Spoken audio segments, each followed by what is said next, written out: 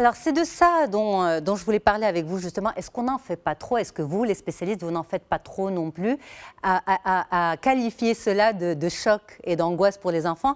On va remettre les choses dans leur contexte. C'est vrai que nous sommes face à une pandémie. C'est vrai que nous vivons cette situation tellement particulière pour les adultes et les plus jeunes depuis le mois de mars. Donc, ça fait pratiquement 7 mois. Mais cela dit, il faut comparé avec des périodes plus dramatiques, des guerres mondiales, des années où les enfants n'ont pas mis les pieds à l'école. C'est à partir de là où je dis, est-ce qu'on n'en fait pas trop? Est-ce que finalement, quelques mois perturbés dans leur rythme habituel, on surprotège nos enfants? D'autres générations sont passées par pire, en fait.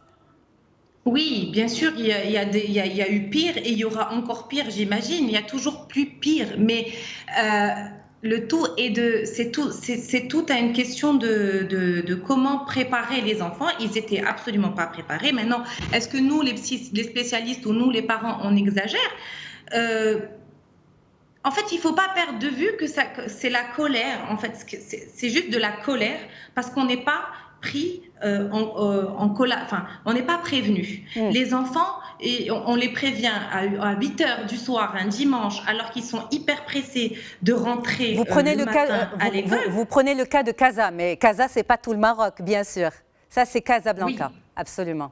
oui, effectivement. Alors après, il y a eu des rentrées qui se sont faites graduellement, qui se sont faites différemment. Mais maintenant, cette école à distance qui se fait actuellement à Casab, dans d'autres villes, elle ne se fait pas, ils vont en cours.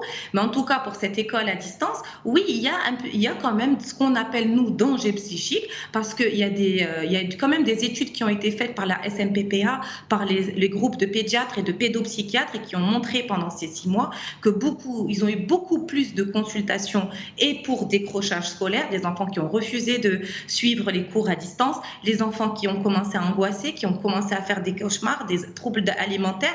C'est concret.